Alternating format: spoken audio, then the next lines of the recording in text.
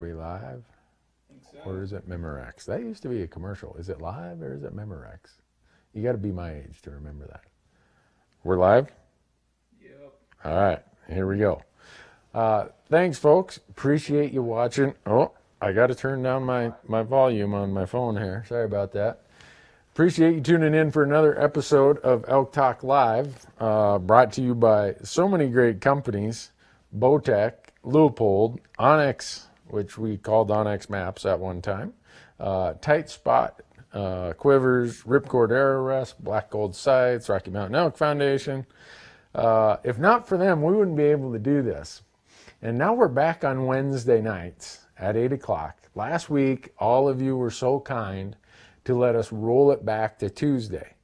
And the reason we did that, we're in Arizona, northern Arizona, and we had to hike in the next day, way back in the wilderness.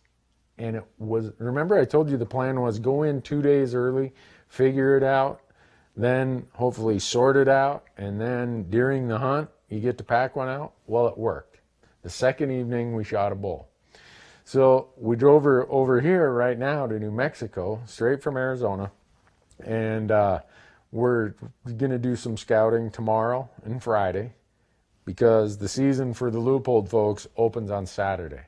And we're going to be doing exactly what we talk about in all this Elk Talk Live stuff.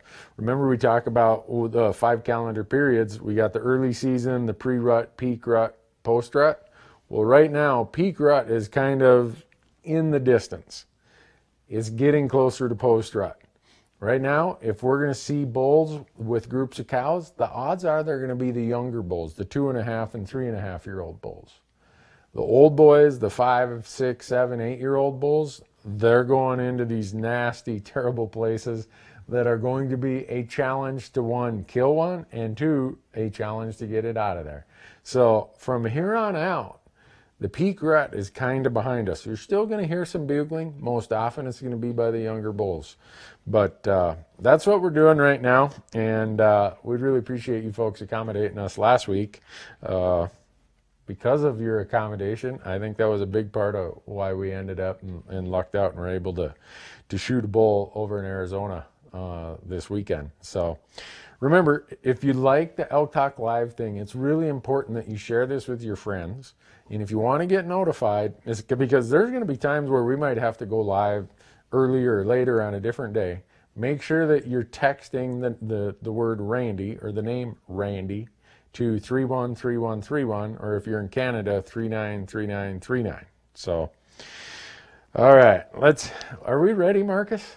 Yeah. I apologize for being in a motel room again, but this is the first comfortable bed I've slept in 6 or 7 days, so hopefully I won't fall asleep. Let's see. Thoughts on Unit 16C in New Mexico. Great hunt. My son had the youth hunt there in 2007. If you have that tag, you're going to have a great hunt, no doubt. What's my favorite what was this one? Someone said, what's my favorite over-the-counter tag and why? Whew, Andy, let me think. It depends on the weapon. If you said it had to be archery, my favorite over-the-counter tag for me, because I live in Montana, is the Montana archery tag. If it's rifle, boy, I don't know. I love the over-the-counter tag in Colorado. Now this year I won't get there either. It'll be 2 years since I've done it just because of schedules, but the second and third seasons in Colorado allow you to do that. Probably the mix if you're both an archery and a rifle hunter. I know it's not an over-the-counter tag, but it's a general tag for non-residents. It's called the Wyoming GEN for general. That's probably the best general tag in the West if you hunt both archery and rifle. Oh, what do you got, Marcus? Anything there? Oh, Randy, did you hunt muleys in Nevada this year? Brandon, yeah, I did. We already posted the day-by-day hunt out on our YouTube channel. So go to randynewberg.com. I think it's 6 days long. It was an archery mule deer hunt this year. Holy cow, they're coming in. What's the best way to quickly scout and find out which elevation the elk are at? What's the best way to quickly scout and find out what elevation the elk are at? Elk aren't necessarily going to be tied to an elevation. I wouldn't focus so much on elevations as I would locations. The quickest way to scout and do it is before you go on your hunt, when we've done a bunch of these videos about e-scouting. In fact, Bowtech was promoting these e-scouting videos and these 5 periods of the rut, all this, or 5 periods of the elk season, all this. Do your e-scouting at home. First of all, know what hunt you have. Do you have a rifle hunt? Do you have an archery hunt? If it's archery, is it in the early season or is it in the peak rut?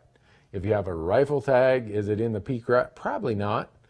Is it post rut? Very likely. Is it late season? Very likely. So depending on which of those tags you have in the calendar period you're going to be hunting, go and understand what the elk need in that calendar period. And we've done all these videos about them. Once you know what that elk need in that calendar period, that's where you're going to find them. That's the easy way to do it. Oh gosh. What system do you use for your rifle to keep under your arm? A bunch of companies make them. Go and Google the term. A lot of people see that I have my rifle tucked on the waist belt of my Mystery Ranch pack and attached to the shoulder strap of my Mystery Ranch pack. Mystery Ranch makes one. A bunch of companies make them. They're called gun bearers. Gunbearer, a gun bearer. Google that term and you'll find a bunch of companies that make them. Let's see. Hey Randy, I'm taking my friend rifle hunting in 3rd season in Colorado. Any tips for making sure he has a good overall experience? Yeah, smile. Make sure you have fun. You're going to run into a lot of hunters. You just have to accept that. So don't get frustrated by the fact that there's a lot of hunters on the over-the-counter units in Colorado. In 3rd season, you might have a little more snow. If you have snow, you might find the bulls a little bit closer to the winter range. And the Colorado Parks and Wildlife has the best interactive game atlas of any state out there. It shows you the winter range, the summer range, the migration corridors. If you're hunting 3rd season, you're probably going to want to be hunting somewhere near those migration corridors. Maybe if it's warm, up top closer to the summer range. If it's been cold and brutal winter, maybe closer to the winter range. And then once you know what those places are, go and look in the places other hunters are less inclined to hike into. And that's going to be your best chance. As far as making sure they have a good time, have a reasonable expectation. You're not going to shoot record book bulls on an over-the-counter unit in Colorado unless you are really, really, really, really lucky. But it's a ton of fun. All those communities, they welcome hunters. You're going to run into a lot of people who are there hunting. You're going to have a blast. So have a reasonable expectation, put a smile on your face, and I can guarantee you it'll be a good experience. Let's see. Have you ever considered coming out to California to hunt blacktails and mule deer on public land? Have I considered coming to California for blacktails and mule deer? Yes, I have. Up in the northwest corner of California, there's an area called the Trinity Alps. I have a friend who's invited me there. He does very well up in that wilderness area. The downside is, in that area, I've not been able to get a film permit for the wilderness area. Every time we film on public land, we have to have a film permit. Some places allow us to, some of the forests will give us a film permit in their wilderness areas, and some won't. So, anyhow, it's appealing to me. If I'm going to go hunt Columbia blacktails, anywhere from Northern California on up to Oregon and Washington, someday I just got to go do it. I talk about it, that in Roosevelt elk. I just got to get it on the calendar. Let's see. What was that one? Do elk eat mainly grass or do they eat shrubs and bushes too? Josh asked. Elk are mainly grazers. Grasses are their primary food source, but they are very adaptable. If there aren't a lot of grasses, forbs, shrubs, they will make a living. Where we were at in Arizona last week, they eat aspen shoots. These little, if you've ever seen an aspen regeneration, a fire or some disturbance causes regeneration of aspen, it just comes up with these little shoots, these suckers, these aspen trees about this long.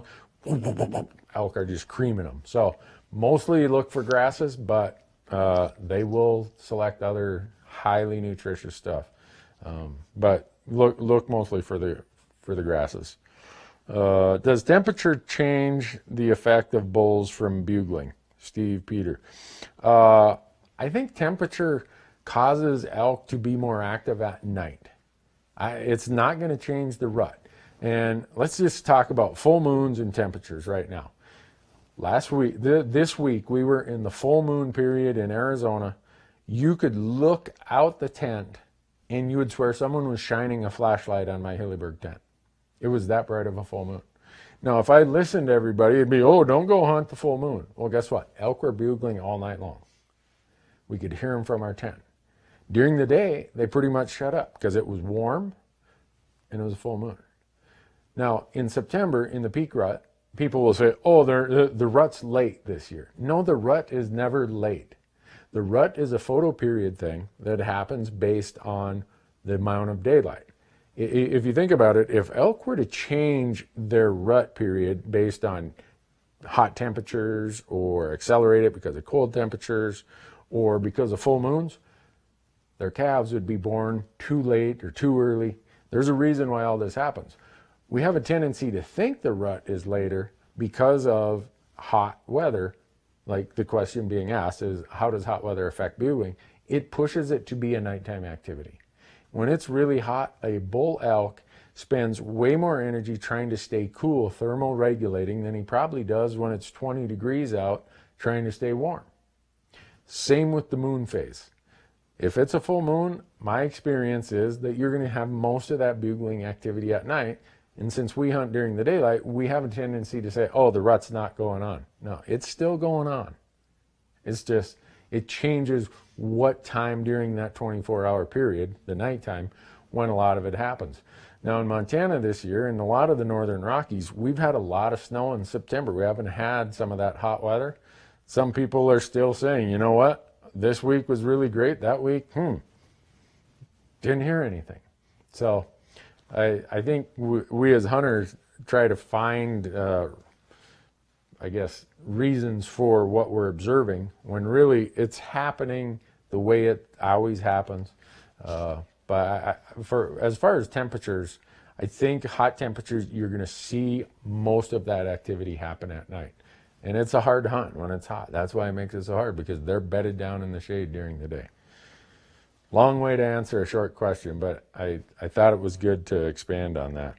Are you hunting Montana this year for elk? Am I hunting Montana for elk this year? I got 2 days of grouse hunting in Montana during archery season, and we did call in a bull. My buddy Bart, you had it come in at about 5 yards, but it came through the brush, looked right at him, and took off. I'm not sure what, I am going to get to deer hunt in Montana. I'm going to go over to southeast Montana like I always do. But I don't know what I'm going to get to elk hunt in Montana. Our calendar has us just going everywhere. So, I will be in Montana for my son's moose hunt. I will be there for that. So, will I ever hunt elk in California, Christopher? The odds are just about no, because I don't apply for tags in California. And even if I did for non-residents, I think it's like really close to zero as far as the chance of drawing. Let's see. Hey, Randy, any tips for second season mule deer? I'm going in a week and a half here in Colorado.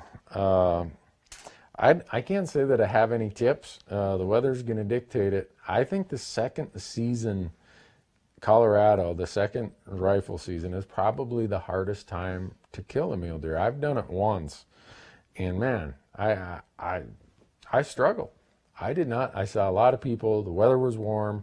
These smart old bucks you're looking for, they are either really high or they're in such thick stuff that you never really get a chance to see them.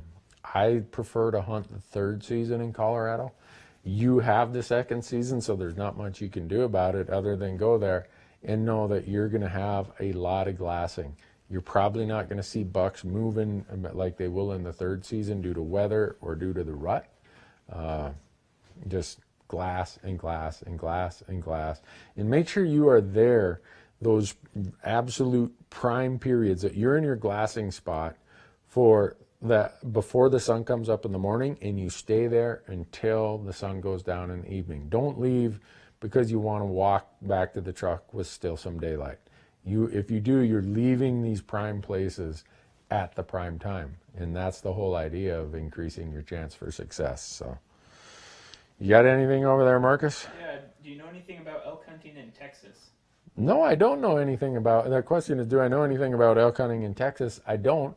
I do know that in Texas, elk are not considered. I think they're considered like some. They're not considered a native species. There are some elk herds there, and I've seen some pictures, read some articles of people who have hunted elk in western Texas, but I don't know anything about it. I know it's a rare opportunity, and I think the hunting is actually allocated by whoever's land that those elk are living on. I could be wrong with that, but that's what little I know about it. So, is it worth chasing after a bull in the post rut, or is it a better idea to wait until cold sets in and try again when in reference to the Montana rifle elk seasons?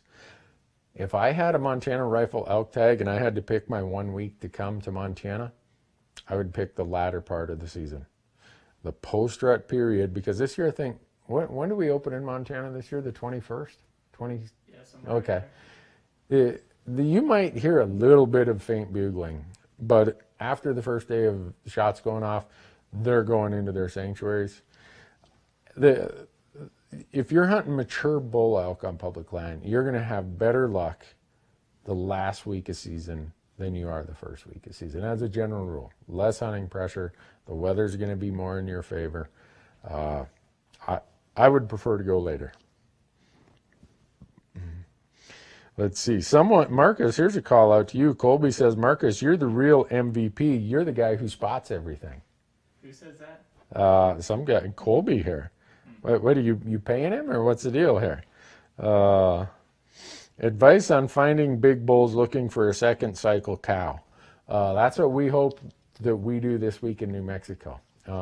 Not every cow gets bred in their first cycle in September. So you will have some that come into a second cycle in usually the first half of October. Really, all you can do is you watch the big cow groups and know that the bulls aren't going to be, the mature bulls, because this question was about big bulls, they're not going to be hanging with those herds all the time. They're going to come in and check them. No, nothing there. They're going to head away for a while. They'll come back a while later, check them. No, head away for a while. Whereas in the peak rut, there are so many cows in cycle, those bigger bulls you're talking about, they are just hanging with those cows. So know where the cow groups are, but understand that within the cow groups, hanging with them are going to be the smaller bulls.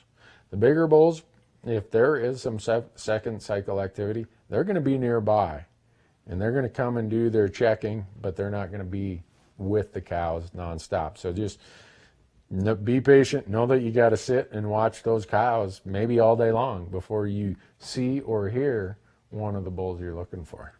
I hope that's how it works here in New Mexico this week. Let's see. Someone's got a fishing question. No, I didn't get in on the fall walleye bite. That's the downside. You know what? All of the really great hunting and fishing is at the same time, September, October, and November. Let's see. Have you ever heard mature bulls making cow sounds? I've not. Have you, Marcus?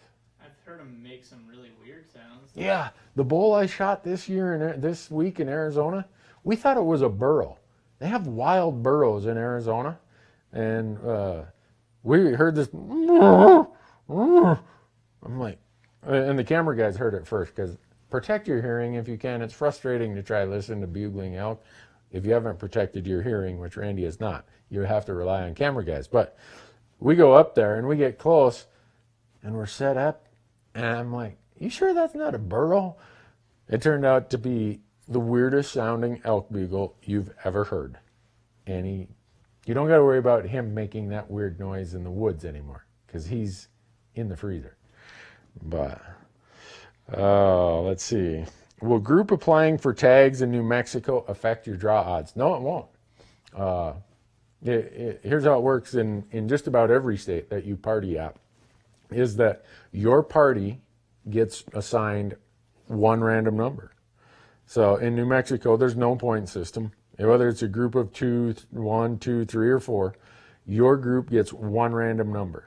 And if that random number gets pulled, all 4 of you, if it's a party of 4, are going hunting, or none of you are going hunting. Where it could hurt you, actually, let's say you're a party of 4. Now, this isn't, I'm saying in some states, and you want to check this out. Some states will say, oh, if you're a party of 4 and there's only 1 tag left, we will give all 4 of you a tag. Very few states do that. Most states say, oh, guess what? There was only 1 tag left and you were a party of 4, you're all gone, because there was not enough tags left to fill your party's application. So sometimes party applications in those states, if you're going for the really rare tags, it could possibly hurt your odds, but it's never going to improve. There's all kinds of them. When will a burn be too old to consider abandoning? When will a burn be too old that you would consider to abandon it? I don't know that they're ever too old to abandon based on age. To me, it's based on what other options. So if there are newer burns, I abandon the older burns. But if this is a burn that's 12 years old and there's not been any other burn on the entire landscape I'm hunting, that 12-year-old burn is still where I'm going to be. And a bunch of you guys who saw me in Arizona this week when we were up hunting, we ran into a lot of people who were like, hey, I know you. They can verify that we hunt burns. We were hunting burns up there. Someone wants me to tell them about the elk hunt in Flagstaff. We don't have enough time for all that. But it's going to be out on our YouTube channel here in a month or so. And it's going to be on our Amazon Prime channel. If you get a chance, it'd be great if you could go to our Amazon Prime channel. And what I'm saying Amazon Prime, I mean Amazon Direct Video. If you subscribe to Amazon Prime, you get it for free. But also, we did a podcast about that entire hunt, and that podcast is going to be live this coming Monday. It's called Hunt Talk Radio. That podcast episode is completely dedicated to the Arizona elk hunt. So if you subscribe or download our podcast, you'll get the full details about the Arizona elk hunt. Hey, Lucas, got you here. How far will bulls stay from a water source during the post-rut? Boy, that's a good question. I don't have an answer to that. How far away will bulls stay from their water source during the post-rut? I don't know. I've seen elk walk 3 or 4 miles to water. But my personal experience is they like to find a sanctuary that has some water nearby, just because they want to travel as small of distance as possible to meet their needs of food and water, because they know the longer they travel, the greater the likelihood of getting shot. So, but I don't really know. I've never read any research about that. So, sorry. You got anything, Marcus? Yeah, what's the best way to locate elk bedding areas at a landscape level? What's the best place to locate elk bedding areas on a landscape level? It depends on what type of landscape. If it's steep topography, you're going to want to look for benches. If it's kind of like just general normal slope of mountain, there are studies out there that say that elk tend to bed in the top third of the slope. And I'm sure the reason that is you get rising thermals that come. So if this is the slope, you get a rising thermal that comes up the slope. And if you've ever seen, I think they call it the Coriolis effect, is when you get this kind of circling effect, I'm going to call it, right over the ridge. So even though the wind's coming up this way, you do get some of that, and I think that's part of why they bed there. But that, as far as a general landscape level, if you looked at big flat pinyon juniper areas of, say, in Arizona or New Mexico, you're probably going to find them bedding in the thickest places, the most shaded places. So it all depends on what they're trying to find for their comfort at that point of the season. Boy, people are asking for opinions here. I don't know that I should be should be giving opinions. What's the name of the channel on Amazon? What's the name of the channel on Amazon? Oh, okay. It's Fresh Tracks with Randy Newberg. So if you go into Amazon and you search, someone just said, hey, I'm watching Fresh Tracks on Amazon, thanks. It will pop up, or if you search Randy Newberg, it'll pop up. And I think if you even type in hunting in their video direct, we're one of the top, I don't know, few that show up. So thanks. Let's see. Best way to judge mature bulls, Max Layton. I'm assuming you mean when you say judge, most people refer to Boone and Crockett score. I'll tell you what I do. If it's a really big bull, and when I say big, he's got a big frame. And this is just for me to get the quick and dirty. But I'm not really a score guy, so I don't do this often other than many times people say, what do you think that bull scores? What do you think that bull scores? So I look at it, if it's a really big frame bull, and if you get the Boone and Crockett trophy database, you go to booneandcrockett.com, they have this trophy search database, you'll find that the average bull has 30 inches, the Boone and Crockett bull has 30 inches of mass on each side and has a 40-inch width. Right there's 100 inches. And then they have about a 50-inch main beam. That gets you to 200. So from 200, I just start adding the length of each tine that I think. And that's how I come up with it. I start at 200 and go from there. If it looks like a smaller frame bull, I don't start at 200. I usually start at 150 or maybe 160 and then start adding the length of the tines. I don't know that there's any science to it. That's just what I use, and I find that it gets me close enough. But if you were to shoot a bedded animal, what kind of shot placement adjustments do you need to make? If I were to shoot a bedded animal, what shot placement adjustments would I need to make? Well, a lot of people think that elk lay on their side when they're bedded. They don't. If you look at a bedded elk, they kind of tuck one leg off to the side, one leg cocked underneath. They're still kind of in the upright position. You don't need to make a lot of adjustment for a bedded elk, other than you might be above it, you might be below it, you might be at a position that's quartering away from it or quartering to it. But as far as how its profile is, you really don't have to make much adjustment at all. I've never seen an elk lay on its side like a human does when they're bedded.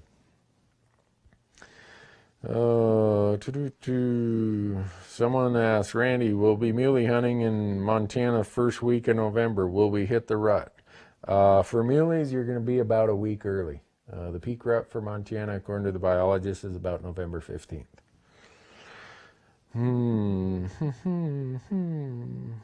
Boy, we have got a ton of them here. You got one? Okay. Yeah. I just listened to your podcast with the Hushin crew. Is there any new public land issues that has drawn your attention? Are there any new public land issues that have drawn my attention? They listened to the podcast with Casey and Brian and Eric from Hush. There's always new ones. The one that, to me, that's coming up that affects public lands is they've decided they're going to review the sage grouse plans. The sage grouse plans were these state-by-state plans, all local plans, but there's a few people who didn't like them. So now they've decided, well, we're going to redo, or we're going to look at everything again. And that affects a huge part of the West on public lands. That's the one that kind of has my attention right now, because I think that's the one that might have some legs to it. All the other stuff is a whole lot of noise, but there's a lot of groups that are staying on top of this stuff that are trying to be your advocate for it. There's three I always mention that are very involved in public lands: Rocky Mountain Elk Foundation, Theodore Roosevelt Conservation Partnership, Backcountry Hunters and Anglers. If you're a member of any of those three groups, they're going to do a good job of keeping you informed of what these are and asking you to take action on the public land issues that those groups think affect their mission. So those are the ones that I'd be thinking about. Let's see. I'm not even going to answer that one, Randy Sholey. What we're trying to do, so we've received some comments that some people are frustrated that their question doesn't get answered. And if you can see right now, there's hundreds of them right here. There's 200 of them.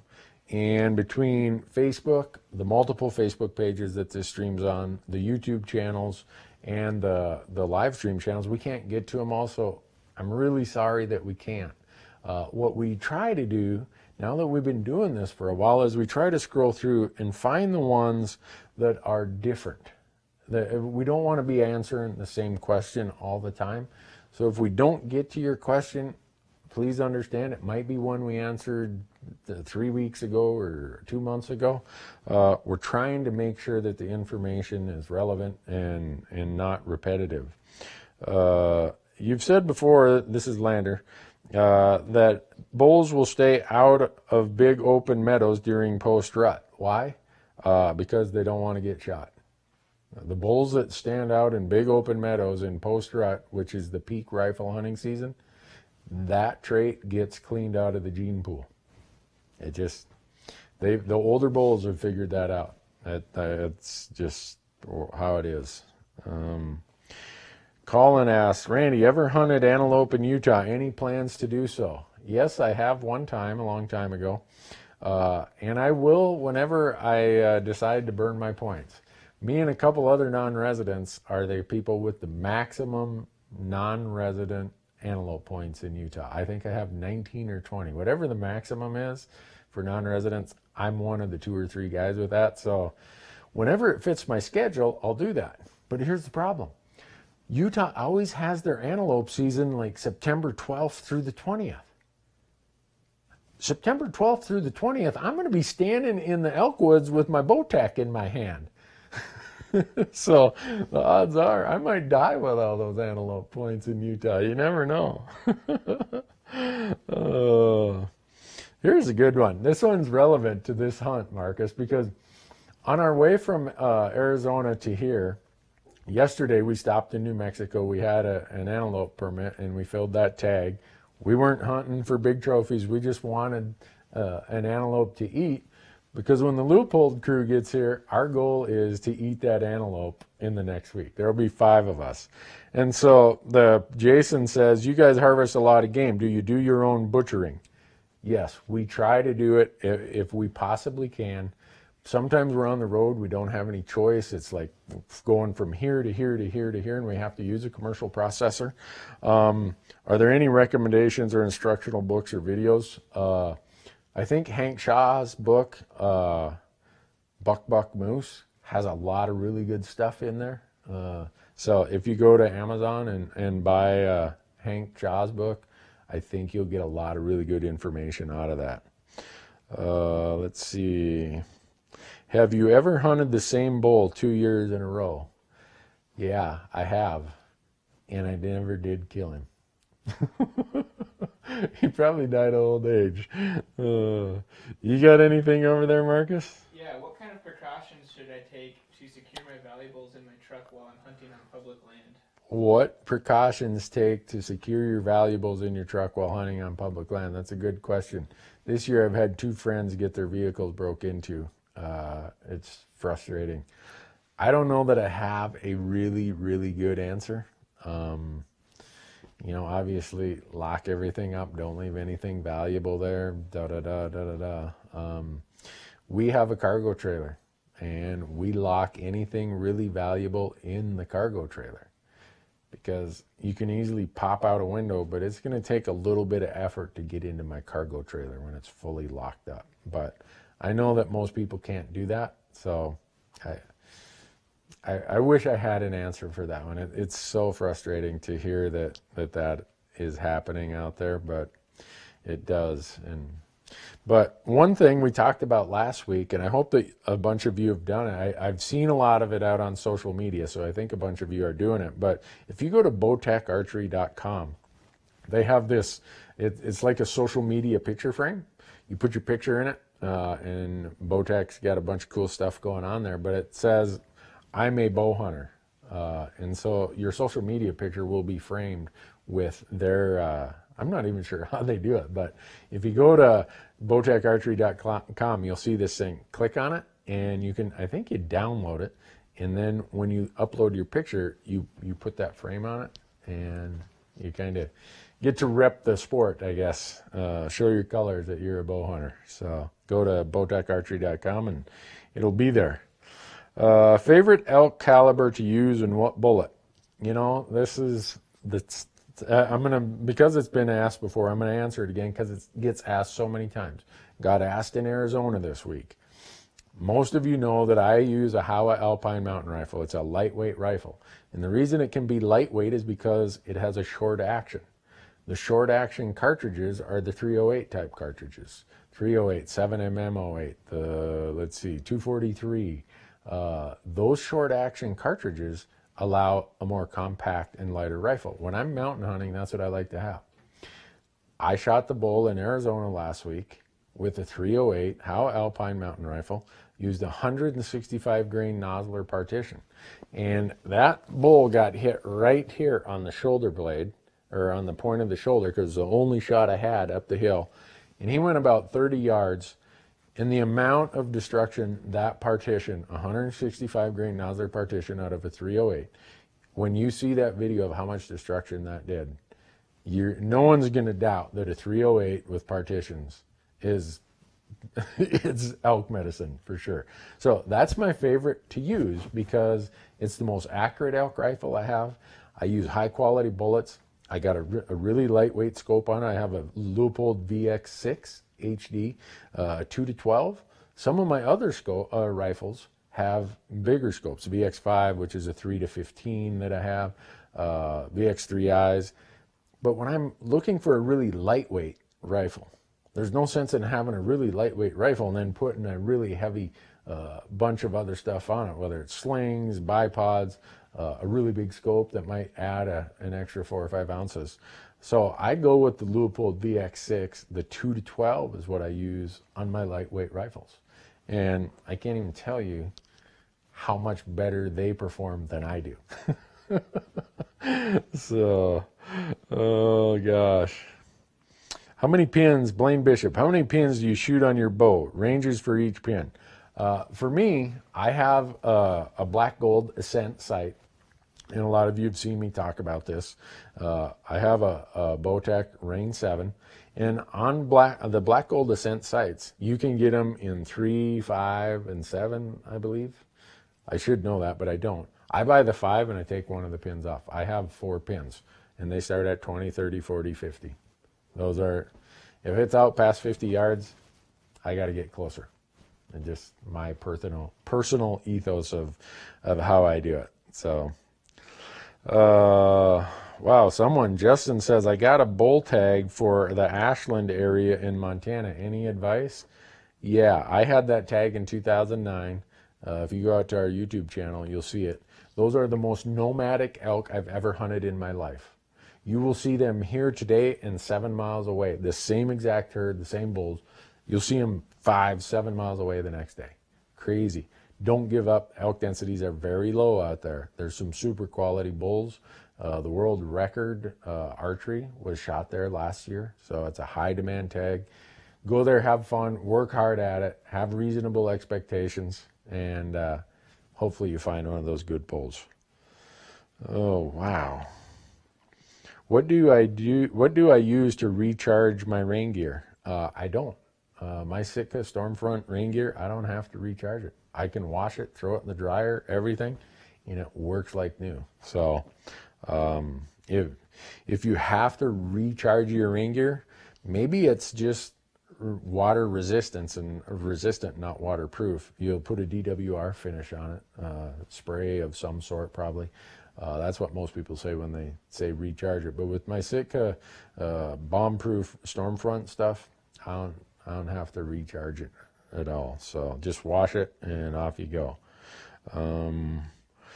Matt Riggs asks, I'm hunting in New Mexico. How do I get close enough to the bulls to take a shot when they're not rutting? Sneak. Use the terrain, use the topography. I mean, it's going to be spot and stock. We've shot, let's see, last year when I was here in New Mexico, Corey shot a bull, spot and stock. I'm talking archery. 2 years or 3 years before that, I got within range of a bull I could have shot spot and stock, but he was bedded, and for TV, you can't shoot them in their bed. In 2011, I shot one at 2 yards right on a rock underneath me. That was spot and stock. So if we can be doing it with a bow, I know you can do it with a rifle or a muzzle loader. So you just have to, number one thing is wind. Wind. Make sure you play the wind right. Try to stay in the shadows as you're moving, not in the open sun. Use anything you can to your advantage that disguises your movement or disguises your noise, and you'll be surprised how close you can get. But understand, it's a mindset of being patient. That bull is not in a hurry, so you can't be in a hurry. The bull has one thing to do: stay alive. And if you get impatient and you hurry, he's going to win, because he's way more patient, he's way more alert. He's not distracted by, oh, I got to be home for dinner early, or gosh, I got to get back to the office. Not him. He says, I got to stay alive. So it's all a mindset for me. John Camacho, what do you think about the VX3? I love it. He's referring to the Leupold VX3. Now it's the VX3i. If you can find I know you can't. You cannot find a better value meaning the intersection of price and quality. You will not find a better value in rifle scopes than the Leupold VX3i. I've got them. I've got old VX3s. I've got them all. And so you've asked what's my opinion? They're super scopes, especially when you consider the price range that they're in. Oh, let's see. Will bulls come to the same rub line in October as they did in September? I don't know. I'm not sure of that. I do find that they hang out in the same ridges, whether they're rutting in September or early October, and that's where I see most of those lines of rubs. But I can't say for sure if they will or won't. When I'm hunting, I hunt those areas. You know how funny it is? Like, okay, here's ridge A, B, C, and D. They all look almost identical, but for some reason, ridge B has all the rubs. It's where they're rutting. It's where they're doing what they're doing. I don't know why, but I hunt ridge B because there's something there that the elk have decided we like this better than the others. And I've found that whether that's in September or early October, it's pretty much all the same. So, let's see. Someone asks, Richard says, do I need a film permit in Colorado? Just getting into the solo hunting filming. If you're going to use it for any commercial purpose, you need a film permit.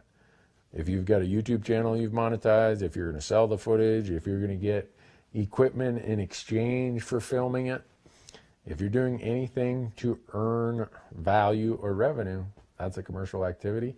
If it's just you and your buddies or you and your family and you're going out to film video and have a good time, don't need a film permit. Knock yourself out. So, oh gosh, there's a whole bunch of them here. You got anything over there, Marcus? Yeah, do you have any tips for hunting cow elk in the winter? Tips for hunting cow elk in the winter. Yeah, go to the food source. Cow elk are now pregnant. They're carrying a fetus. They have to stay in as good of health condition as possible to carry that fetus to the calving period of May. And they have made it through many years of finding the best food source. Find the best food source, which unfortunately in some states is often on private land, but that's where you're going to find the cows. They need to expend the least amount of energy possible to get the greatest amount of calories possible. And that means the best food you possibly can find. They're probably going to be lower than the bulls. They're going to be in places that make it easier for them to get through the winter. Hunter asks, have I ever owned a 270? I have one and I don't ever want to give it up. Don't give it up. The first 4 bull elk I shot was with the 270. I had people say, oh boy, you can't kill them with the 270. Well, those bulls didn't get the memo. And in every one of those bulls, none of them went past 30 yards, and every one of them was shot with Nosler 150 grain partition bullets. It's in a 270, 150 grain Nosler partition is going to kill every elk that you hit in a good location. Keep it. Don't give it up. Okay. Let's see. You got anything over there, Marcus? I'm trying to sort through ones that we haven't asked or that we haven't answered before. I think you probably answered this one before, but Some of these are way too funny. Someone says, Randy, you've said before you won't share a tent. Why do you share a hotel room? No, this isn't a king bed. This is a queen bed. We got two of them here. What was you starting with, Marcus? when you cut tracks in the snow, do you ever try to walk them down? Do I ever, if I cut tracks in the snow, do I ever try to walk them down? Yeah, I do. I've cut tracks in the mud and sand and walked them down before. It's very hard to do when we're filming because there's not just me, there's usually one or two camera guys, so it's just way too difficult. But I really enjoy still hunting, as I call it. You're following a track, you're looking ahead, you know where they're going, you know what they're doing, or you think you do. Those are a ton of fun to do. It's you against the bull. It's very difficult, and if you can do it, it's rewarding no matter what it is. David Watson asks, why don't you ever disclose the unit that you are hunting? This is probably the biggest criticism I get, is people get frustrated and upset that we don't say, oh, we are in unit in Wyoming, we are in unit in New Mexico. The reason we don't is because if we were to do that, and you look at, all right, a TV episode, a podcast, add up all of our YouTube stuff, if 200,000 people had that information, it's going to skew the draw odds for the other people who hunt and apply in those units, or even if it's a general or over-the-counter unit. Out of respect to the other hunters, I don't tell people what specific unit. Now, a lot of people have heard me promote archery coos deer hunting in Arizona. I'm a big advocate of archery coos deer hunting in Arizona, and a lot of people are like, well, he must be here if he bought an over-the-counter tag. Fine, you figured that out. A lot of people see me hunting in southeast Montana for deer. Well, guess what? Southeast Montana is 14 million acres. I don't mind saying, oh, we're in general areas, you know, this part of some state. I told people this year, we are in the Wind Rivers of Wyoming. Well, guess what? There's about 6 or 8 units that make up the Wind Rivers of Wyoming. The reason we don't give precise information like that, some people even think we should give them drainages and basins and GPS coordinates. We're not going to do that out of respect for the other people who hunt there and the other people who apply there. So I get that people want that information, but the other part of it is, a huge part of the fun of all this is the research and the planning and the figuring it out yourself. That's why our old show was called On Your Own Adventures. You're doing it on your own. And we expect people, we'll give you tools that we have and let you know how we do it. Not saying it's always right or always the best way, but we want people to do as much of it on their own as possible. And that comes from the research of the units, the applications, everything else. So hopefully that's an answer that's sufficient, but boy, I get a lot of grief over that. And I'm not saying that this question that anyone was complaining. I think it was just a general question about it, but I do get in a lot of hot water because I refuse to do that. So we got one more, Marcus, before we have to give big thanks to all these companies. But before we answer these last few questions, I really hope you will support the companies who make this possible. And again, it's Bowtech, Leupold, Onyx, Ripcord, Tight Spot, Black Gold, Rocky Mountain Elk Foundation. These are the companies that support us in so many things that we do, that we're out here trying to lower the hurdles. We don't have all the answers. We get to go and hunt a lot. We get to fail a lot, make a lot of mistakes. And we're trying to share what we learn through all those mistakes. And these companies are the ones that make it possible. They say, Randy, go out there. We'll pay the cost to do everything. You just try your best to give some useful information. So I hope you appreciate them. And when it comes time to buy your hunting products and hunting gear, that you'll support those companies. So what do you got, Marcus? When do the bulls usually break off into bachelor groups? Okay. When do bulls break off into bachelor groups? So they don't break off from the cows and instantly form bachelor groups. What you'll see is when the peak rut swings over to post rut, The big bulls will go solo. They will go off by themselves. They're not in bachelor groups, usually in that post-rut. Once you get to the end of October, the first part of November, and the post-rut switches over to the late season, now these solo bulls come together, and then they form bachelor groups. So there's about a 2 to 3 week window there where those bulls have left the cows and they're solo. That's why they're so darn hard to kill. And they will get in bachelor groups usually by the first week of November, and then it becomes a little bit easier game for the hunter in November, because now you're not looking for one bull, you're looking for maybe 3 or 6 or whatever. So that's usually how it happens when they do that. So, wow.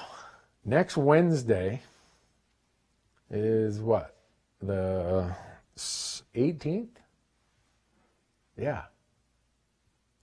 So we will, when we do Elk Talk Live next Wednesday at 8 o'clock, this New Mexico hunt will have wrapped up. It'll be that day is when it ends. So hopefully we got some more stories to tell you about elk hunting, because the Leupold folks have 2 tags, and we have 5 days to try fill 2 tags on public land and get it on film. So hopefully we have great results to tell you about when that's all over. Just like when it was, I was so happy when we shot the bull in Arizona, because I thought, we told the folks on Elk Talk that we need 2 days to go in and scout and and hopefully this will work out. And it did. I couldn't believe it. So, anyhow, you got any parting comments, Marcus? There's a lot of questions that we have answered before. I'm trying to find. Okay, Marcus is looking for one question that we haven't answered before. Let's see. How have you liked the Garmin InReach? So I told a bunch of you that I went and bought a Garmin InReach, and it's been riding in my pack. I've not had to use it. I'm a tightwad. I'm an accountant in my other life, so I have the lowest service possible. I'm not one of those guys who uses my InReach that I'm going to be texting home or texting my buddies. I haven't had to use it, thank goodness. So that's what I know about the Garmin InReach. I have hunted with some guys. Bo Beatty had the highest level of service, and he was sitting there with his InReach all the time we're in Wyoming. He said, "Oh yeah, I got the weather report." I was impressed with that.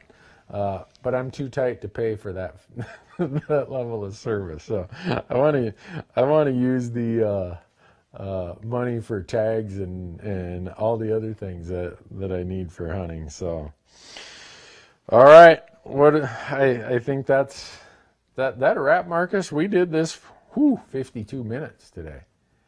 Hey folks, thanks for watching. Thanks a ton for supporting us and supporting these companies. If you would be so kind to go and follow all of these companies on their Facebook pages, on their Instagram pages, and if you'd follow our YouTube channel and subscribe there, I can't tell you how much it helps in the YouTube algorithm. The more subscribers we have, the more our content moves up the playlist and gets in front of more people. If you subscribe to our podcast, Hunt Talk Radio, that would be great. You can subscribe via iTunes or Stitcher. And if you watch a lot of our stuff, we're on the Sportsman's Channel right now on Sunday nights at 9 o'clock Mountain Time. Please watch us there. But if you don't have that package, or you don't have any other way to watch it, and you are an Amazon Prime member, go to the Amazon Video Direct and you can watch us for free. So, is that a wrap, Marcus? All right. We'll see you next week, hopefully with elk blood under our fingernails. Wow.